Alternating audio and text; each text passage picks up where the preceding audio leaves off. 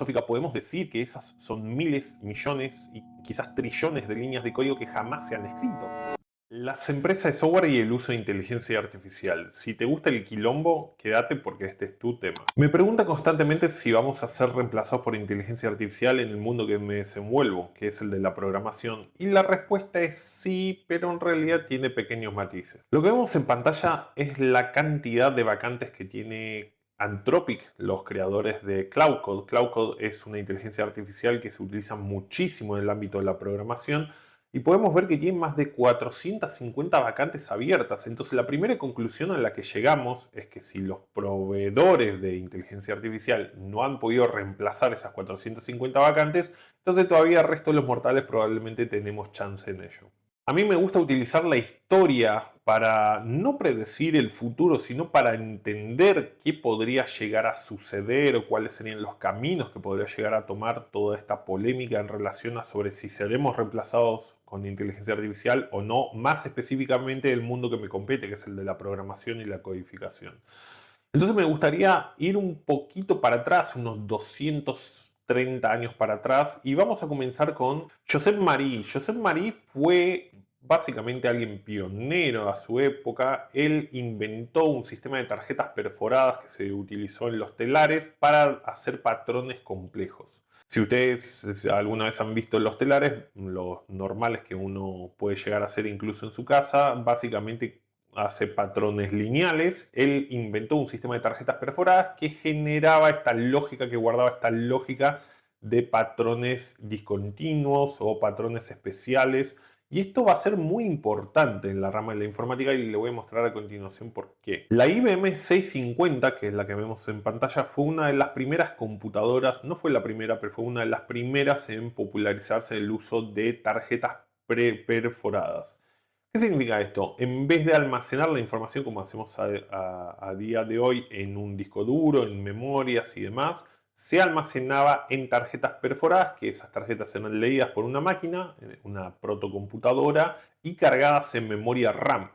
Bueno, detrás de esas tarjetas evidentemente había un equipo que le daba mantenimiento, que las cargaba, que las almacenaba, las procesaba e incluso las perforaba en algunas ocasiones manualmente. Evidentemente todo esto se discontinuó cuando se implementó lo que es el almacenamiento digital. Evidentemente todas estas personas fueron o tecnificadas o reemplazadas. Pero si ya no vamos a épocas más recientes, quizás alguien con varios años y que se dedique al mundo de la informática ya con 30 y pico de años o más, conozca Dreamweaver. Dreamweaver fue un sistema tipo drag and drop que permitía arrastrar elementos sobre un canvas, sobre un lienzo, y eso lo transformaba en código. En su momento se utilizaban tablas y elementos muy rudimentarios, pero funcionaba para generar sitios web sencillos. Principalmente lo utilizaban los diseñadores web, no tanto los programadores de sistemas avanzados. Ahora, si nosotros nos podemos a pensar de alguna manera, casi pseudofilosófica, podemos decir que esas son miles, millones y quizás trillones de líneas de código que jamás se han escrito. Entonces, si nos podemos a reflexionar, podemos decir que mucha gente no fue contratada o la demanda de programadores o diseñadores web no fue tan alto, ya que se pudo desarrollar gracias a este tipo de herramientas. Además de estas herramientas podemos encontrar otras que sí subsistieron a lo largo del tiempo, que llegaron hasta nuestros días, que tienen que ver con los frameworks. Los frameworks son conjuntos de herramientas que uno implementa en proyectos generalmente nuevos y permiten no desarrollar desde cero. Es decir, en vez de programar con el lenguaje de programación desde cero un proyecto, uno comienza con una suite de herramientas, facilitando el proceso de desarrollo. Entonces ahí tenemos millones y millones, inclusive trillones de líneas de código que jamás se han escrito. Pero para más INRI, cerca del 2022-2023 aparece Cursor y otras plataformas de autocompletado, donde el trabajo de programación que ha quedado, de codificación y programación que ha quedado, empezamos a autocompletarlo mediante tabulación o la tecla que hayas asignado. Entonces, ¿qué sucede? También muchísimo de este código que fue generado de manera predictiva con inteligencias artificiales bastante rudimentarias para la época, sucede que evidentemente también son cientos de millones de líneas de código que jamás hemos tecleado. Entonces, aquí es donde tenemos que empezar a separar un concepto fundamental, que la codificación no es lo mismo que la programación. Finalmente llegamos a la actualidad, donde tenemos lo que es el desarrollo agéntico. El desarrollo agéntico nos permite crear software desde cero, 100% de forma autónoma. Nosotros podemos bajar un RPF o unos requerimientos documentados y estos agentes pueden meterse en el código del proyecto y generar software desde cero, es decir, el 100% del código. Y todo esto ocurrió entre 2022 y 2023, hasta ahora en un periodo de tiempo muy corto, cronológicamente hablando. Entonces quizás esto es el mayor factor de impacto en la industria del software, que es la espiralización de la tecnología, de la evolución tecnológica. Y aquí es donde empieza a aparecer nuevamente un concepto que ya había traído anteriormente, que tenemos que separar los que codifican, los codificadores de los programadores, ya que en realidad los codificadores pican código, ¿ok?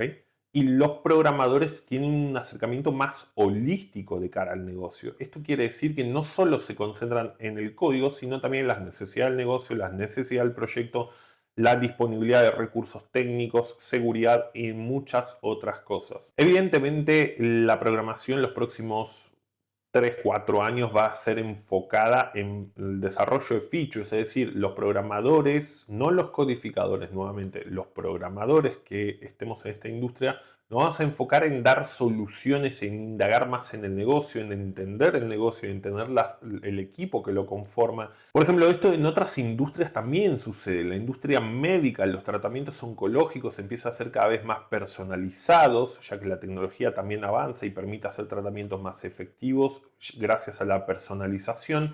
Entonces vuelve todos los procesos, la tecnología vuelve todos los procesos más eficientes y por ende a las industrias en sí mismas también. Entonces ya codificar no es un problema, ahora hay que entender y conocer el negocio y las dificultades que tiene, las fortalezas, virtudes, características y disponibilidad de recursos para ofrecer una solución más personalizada y no solo eso, ya que también se generan deudas técnicas y otras más que veremos a continuación. Pero antes me gustaría hacer 4 predicciones. Evidentemente yo no soy dueño de la verdad, pero llevo en esta industria, en la del desarrollo de software, más de 11 años y en la de la tecnología más de 20, por lo cual quizás algunas cosas pueda llegar a predecir, quizás otras no, pero vamos a ver qué es delirio y qué no. El shock. Mi primera predicción es que sí, evidentemente va a haber un shock. Claramente los próximos 2 años van a estar marcados por una reducción de la demanda de programadores, mejor dicho, de codificadores junior. Y esto es totalmente lógico y tiene todo el sentido del mundo. Si nosotros podemos reemplazar un junior con una inteligencia artificial, claramente la inteligencia artificial tiene mayor disponibilidad, no tiene disponibilidad horaria, lo ponemos a programar. Entonces, si un programador senior o semi-senior necesitaba dentro de su equipo un junior, claramente esto se solventa reduciendo la demanda. Evidentemente nunca nos enteraremos de esa potencial demanda que podía haber habido, pero que no existe más. Se va a generar una deuda técnica. Todos los proyectos bytecodeados por personas que no pertenecen al mundo de programación no es lo mismo que un programador senior bytecodee a que alguien que nunca ha programado.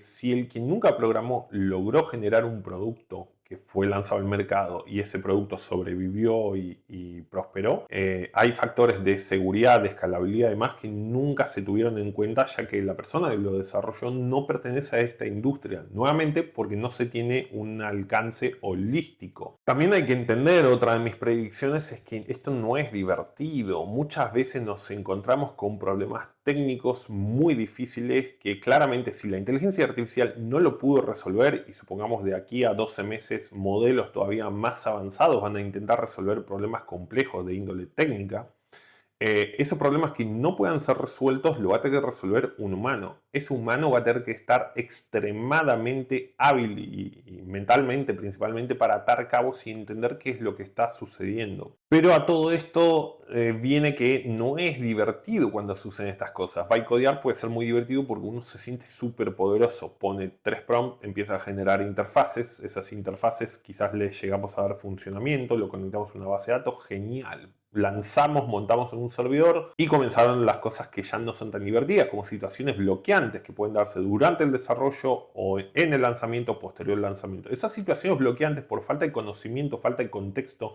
falta de idoneidad, claramente si lo hace alguien que no pertenece al mundo de la programación, va a hacer esto que existan situaciones bloqueantes y muchos proyectos se abandonen por ello, porque si el software se industrializó y el costo de generar software es bajo, entonces las barreras de entrada van a ser otras. Mi siguiente predicción tiene que ver con que será más caro. A día de hoy existe un fenómeno que muy pocos conocen, pero se dice que los tokens, que son como las cadenas de texto generadas por ChatGPT, Gemini, Cloud Code, etc., están subsidiados. Es decir, que pagan las empresas por ello y que venden este servicio por debajo de su costo operativo. Esto se hace porque existe una carrera tecnológica que muy pocos ven. Esto es como la carrera a la luna entre Rusia y Estados Unidos, Estados Unidos y Rusia, pero en este momento es entre Estados Unidos y China, donde por ahora, por el momento, Estados Unidos lleva la ventaja, la delantera, pero eso no lo transforma en ganador. Y dentro de Estados Unidos mismo también existe una carrera tecnológica entre las empresas. Esas empresas, con tal de ganar más a usuarios, lo que hacen es subsidiar esos tokens, es decir, subsidian el poder de cómputo que hace que generen esos tokens, esas palabras, ese código. Por lo cual no nos están cobrando lo que de verdad deberían cobrarnos. Finalmente me gustaría jugar unos juegos de trivia contigo para ejemplificar los desafíos que nos encontramos los programadores. Lo que ves en pantalla es un gráfico de memoria RAM. ¿Qué es lo que ves? Si yo te mostrase otros gráficos de, por ejemplo, CPU y disco duro, también el consumo sería muy similar al que ves en pantalla. Entonces, ¿por qué se está cayendo el sistema? Bueno, esta es la pregunta que nos hacía nuestro cliente. ¿Por qué se cae el sistema si todos los gráficos están bien? Evidentemente había un problema por detrás y sucede que estos gráficos en realidad contienen un falso negativo. Este falso negativo en realidad no muestra los picos de consumo que tenía el servidor. ¿Y qué sucede? Al no mostrarse esos picos de consumo, ya que suceden por periodos de tiempo muy cortos, el servicio se veía afectado pero no quedaba guardado en este historial, claramente dificultando el diagnóstico. Este tipo de cosas, cuando nosotros se lo hemos dado a la inteligencia artificial, no pudo identificar la problemática. Entonces, evidentemente hay dificultades todavía, por lo menos con los modelos, para poder trabajar con poca evidencia empírica de qué es lo que sucede. Luego tenemos otra trivia. ¿Por qué un sistema funciona en México de manera lenta mientras que en Argentina funciona normal? Te dejo unos segundos para pensarlo. Cuando nosotros ejecutamos diferentes pruebas de red, porque fíjense que ya ni siquiera estamos hablando de programación, sino que empezamos a hablar de cuestiones relacionadas a red. Y hemos detectado que hay paquetes que se envían hacia otro continente, pero descubrimos que en realidad los paquetes, algunos de Argentina, se envían a Estados Unidos, pero los de México no. Los de México iban a Europa y de Europa a Estados Unidos, por lo cual aumentaba la latencia y había paquetes que se perdían.